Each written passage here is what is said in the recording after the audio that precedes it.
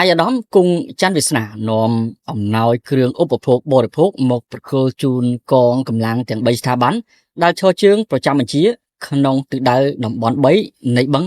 ទន្លេសាប នាព្រឹក ថ្ងៃ អាទិត្យ ទី 6 កើត ខែ ចេស ឆ្នាំ អសាញ់ ស័ព្ទស័ក ពុទ្ធសករាជ 2569 ត្រូវ នឹង ថ្ងៃ ទី 1 ខែ មិថុនា ឆ្នាំ 2025 អាយដាម គង់ ច័ន្ទ វាសនា រដ្ឋ លេខាធិការ ក្រសួង កសិកម្ម រុក្ខាប្រមាញ់ និង នេសាទ ព្រម ទាំង ក្រុមការងារ របស់ រាជរដ្ឋាភិបាល ចុះ ជួយ មូលដ្ឋាន ស្រុក ពនិតព្រះ នាំ យក អំណោយ គ្រឿង ឧបភោគ បរិភោគ មក ប្រគល់ ជូន កងកម្លាំង ទាំង 3 ស្ថាប័ន ដែល ឈរជើង ប្រចាំ បញ្ជា ក្នុង ទិសដៅ តំបន់ 3 នៃ បឹង ទន្លេសាប ក្នុងនោះក៏មានការអញ្ជើញចូលរួមពីលោកឃ្លោកនួយអភិបាលរងខេត្តតំណាងឲ្យអាដាមអ៊ុំរាត្រីអភិបាលនៃគណៈអភិបាលខេត្តបន្ទាយមានជ័យលោកហ៊ឿនវិរៈអភិបាលនៃគណៈអភិបាលស្រុកប្រណិតព្រះនិងក្រុមការងារអមដំណើរអាដាមគង់ច័ន្ទវាសនាដែលបាននាំយកអំណោយជាគ្រឿងឧបភោគបរិភោគមកប្រគល់ជូនកងកម្លាំងទាំង3ស្ថាប័នដែលឈរជើងប្រចាំបញ្ជាក្នុងទិសដៅតំបន់3នៃបឹងទន្លេសាបស្ថិតក្នុងភូមិសាស្ត្រឃុំប្រាសាទនិងឃុំភ្នំលៀបការពារសន្តិសុខនិងសុវត្ថិភាពជូនប្រជាពលរដ្ឋដែលទទួលយកក្បាលដីដែលចាប់ឆ្នោតបានក្រោមការរៀបចំពីរដ្ឋបាលខេត្តនិងបង្ក្រាបចំពោះក្រុមអាជ្ញាធិបតេយ្យដែលបង្កបញ្ហារារាំងរំខាននិងគំរាមកំហែងមកលើម្ចាស់ដីដែលបានចាប់ឆ្នោតទទួលយកដីដែលរាជរដ្ឋាភិបាលសម្រេចកាត់ជ្រៀលចេញពីដីតំបន់3នៃតំបន់ទន្លេសាបគួរបញ្ជាក់ផងដែរថាអំណោយដែលអាដាមគង់ច័ន្ទវាសនាបាននាំមកប្រគល់ជូនកងកម្លាំងទាំង3ស្ថាប័នរួមមានអង្គរ12ការុងស្មើនឹង300គីឡូក្រាមក្នុងមួយអង្គភាពទទួលបាន100គីឡូក្រាម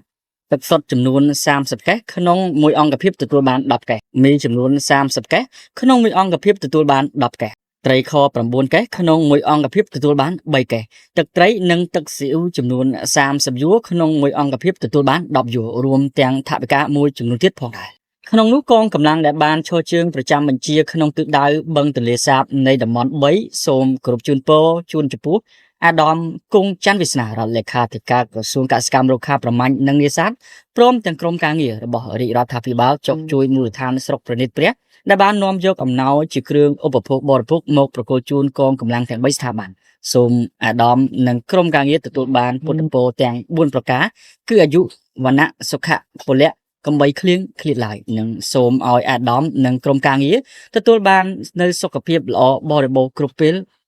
វេលា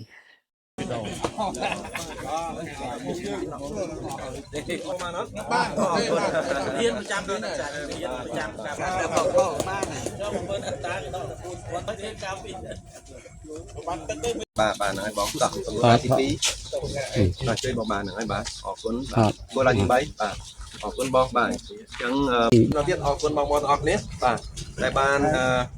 អាចថាចូលរួមជួយគ្រប់គ្រងគោលនយោបាយរបស់រដ្ឋាភិបាលហើយចូលរួមជួយគ្រប់គ្រងដល់ខាងស្រុកខាងខេត្តខាងឃុំក្នុងការអនុវត្តគោលនយោបាយរដ្ឋាភិបាលហើយសង្ឃឹមថាយើងបានចប់តាមផែនការដោយរលូនដោយជោគជ័យយើងសល់ពេលទៅធ្វើការងារផ្សេងទៀតជួយបងប្អូនប្រជាពលរដ្ឋទៀតបាទអញ្ចឹងសូមអរគុណ